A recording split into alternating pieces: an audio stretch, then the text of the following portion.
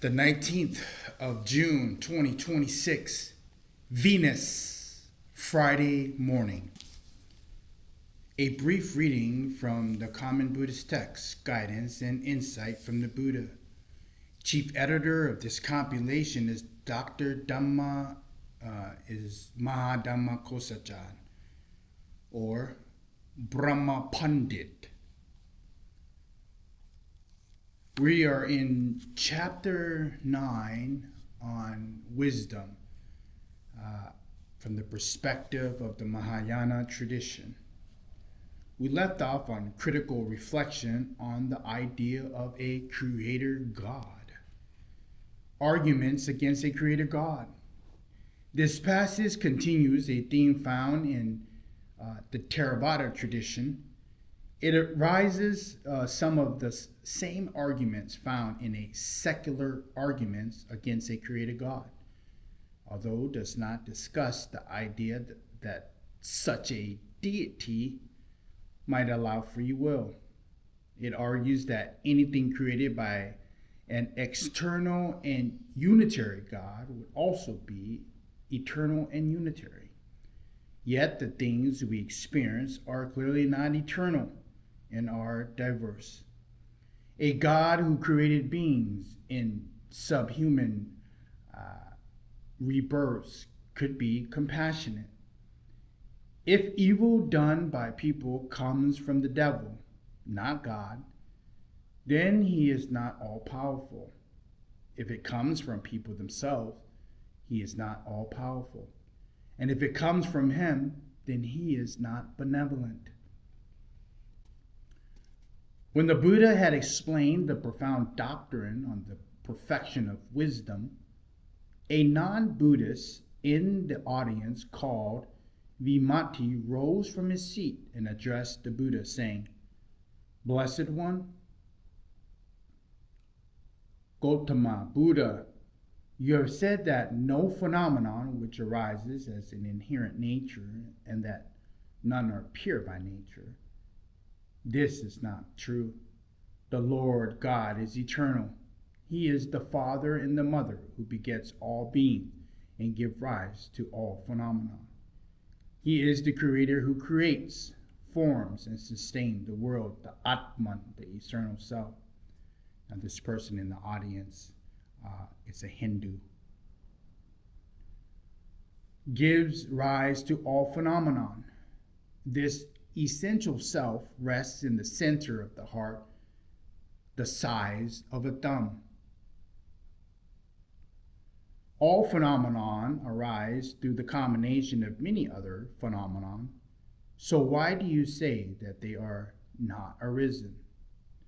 The Blessed One said to the Hindu Vimati, "I will answer your question in order to free your mind from doubt. Listen closely. You claim that the Lord God is eternal. He has created everything. All things created by him would also be eternal. Ontologically, everything he created must be the same being as him. If you think that this is not the case, because what is created is ever-changing and thus impermanent, then you contradict your previous statement. This is not acceptable. Why not? Whatever is created cannot be alienated from the essence of its creator. It must therefore be eternal. Conversely, the essence of the creator cannot be alienated from what it is created. It must therefore be impermanent. If the Lord God, the creator, is eternal, his creatures must also be eternal. If this is the case, how is it that we can observe that they exist at one point in time and not another? If they do not have permanent existence, how can they be eternal? In the same way, if the Lord God, the Creator, is like his creatures, he will also undoubtedly be impermanent. Moreover, creation is diverse in many ways. There is no unitary oneness. If it were one, there would be no diversity. How can individual things in the world be one? Furthermore, if the Lord God is the creator who has created everything, he then has no compassion. If he had compassion, he would have caused all living beings to be born as human beings or as gods, and to experience constant pleasure. Would he really abandon living beings to the 8 kinds of suffering?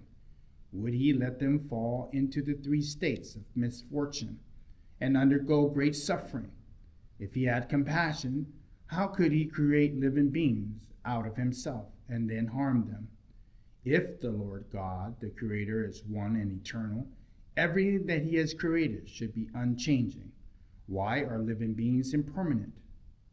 Why do they come into existence and then become extinct? Why do beings in the 5 realms suffer from this kind of impurity? When one sees an effect, one understands the cause.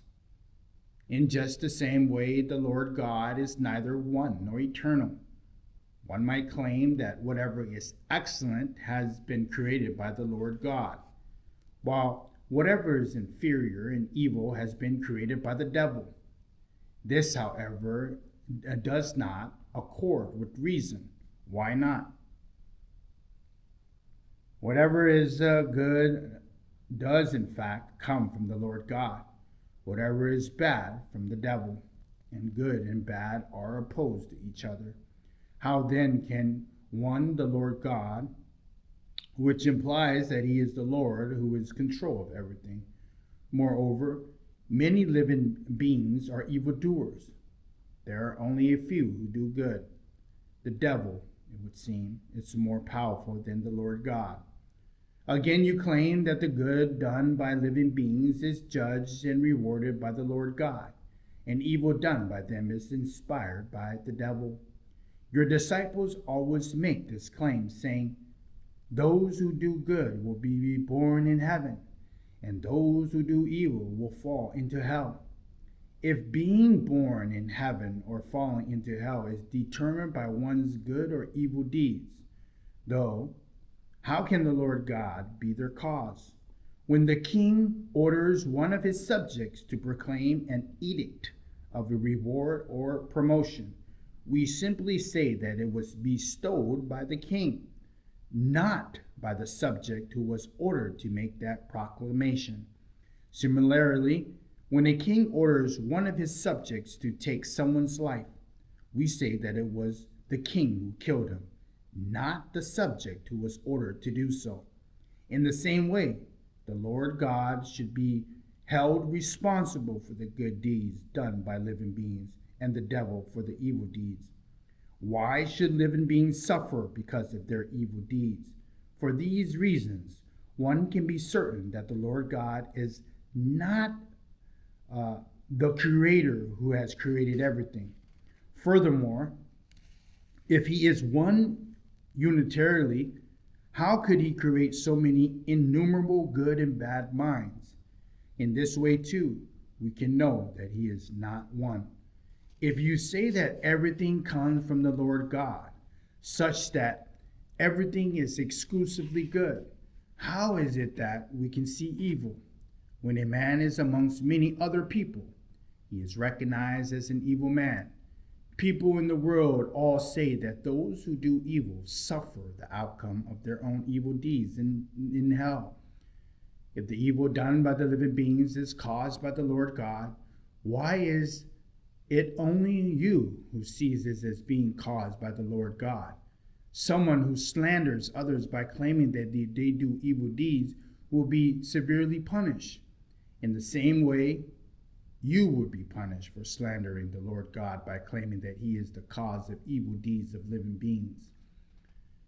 This passage is cited from the 6th Pneumonimal and Phenomenal Perfection of Sutra, Daso, Volume 8, Text 261.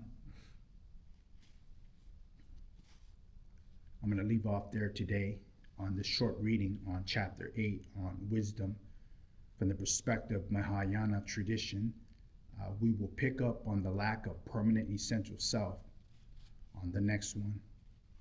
A brief reading from the common Buddhist texts and guidance and insight from the Buddha. Chief editor of this compilation is Dr. Mahadhamma Kossajan, or Brahma Pandit.